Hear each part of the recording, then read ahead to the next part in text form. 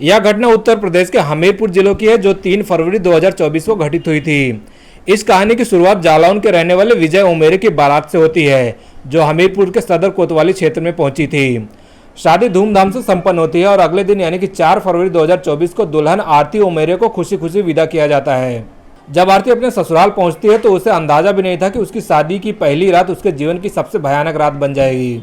उसका पति, जो पेशे से एक सॉफ्टवेयर इंजीनियर था, वह मानसिक तनाव में था और आत्मविश्वास की कमी महसूस कर रहा था। अपने दोस्तों की सलाह पर उसने शक्तिवर्धक गोलियों का सेवन किया और आरती के साथ शारीरिक संबंध बनाने का प्रयास किया। हालांकि यह सिर्फ एक सामान्य संबंध नहीं था, बल्कि उसने आरती के साथ बेहद अमानवीय और अप्राकृतिक कृत्य किए। आरती ने इसका विरोध करने की कोशिश की, लेकिन उसके पति ने उसे डांटा, पीटा और जबरदस्ती की। उसे लगा कि यह शादी का सामान्य हिस्सा है, इसलिए उसने कुछ भी नहीं बोला। दूसरी रात फिर वही घटनाएं दोहराई गई। पति ने फिर से शक्तिवर्धक दवाइयों का सेवन किया और आरती के साथ दुर्व्यवहार किया। इस बार आरती की हालत और ज़्यादा बिगड़ने लगी। उसे लगातार उल्टियां हो रही थी और वह खुद को बहुत ही कमज़ोर महसूस कर रही थी। तीसरी रात को भी पति ने वही सब किया, जिससे आरती के शरीर में अंदरूनी चोटें आने लगीं। अब आरती पूरी तरह से टूट चुकी थी। अगले दिन उसने अपनी जेठानी से अपनी हालत के बारे में बताया। जेठानी को लगा कि मामला गंभीर है, इसलिए उन्होंने आरती के मायके वालों को सूचना दे दी।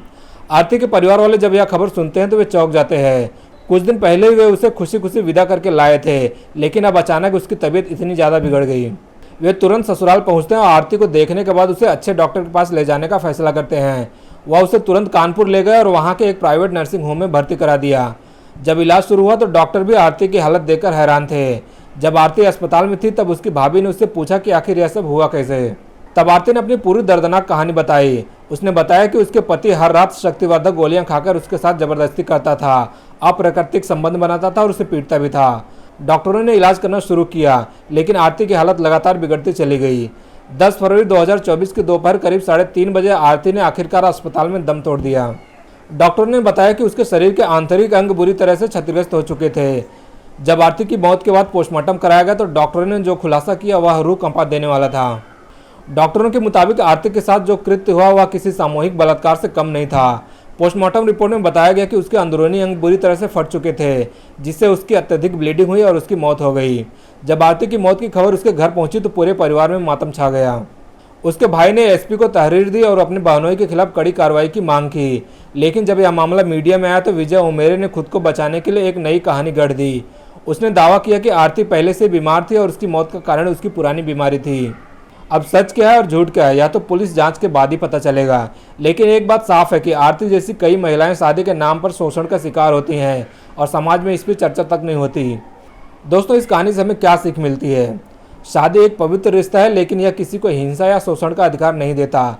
यदि किसी को शारीरिक समस्याएं हैं तो उसे डॉक्टर की सलाह लेनी चाहिए, ना कि दोस्तों के झूठे मशवरों पर चलना चाहिए।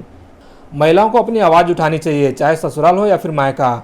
अगर कोई महिला इस तरह के शोषण का शिकार होती है तो उसे चुप नहीं रहना चाहिए और तुरंत किसी भरोसेमंद व्यक्ति को बताना चाहिए। यह घटना एक सबक है, एक चेतावनी है कि अगर समाज में इस तरह की घटनाओं पर खुलकर बात नहीं की गई तो ना जाने कितनी आरतियां ऐसे ही दम तोड़ती रहेंगी। दोस्तों, अगर आप इस तरह की किसी भी घटना के बारे में जानते हैं तो चुप मत रहिए, अपनी आवाज़ उठाइए और पीड़िता को न्याय दिलाइए। दोस्तों, अगर आपको यह वीडियो अच्छा लगा तो इसे लाइक करके चैनल को सब्सक्राइब कर लेना।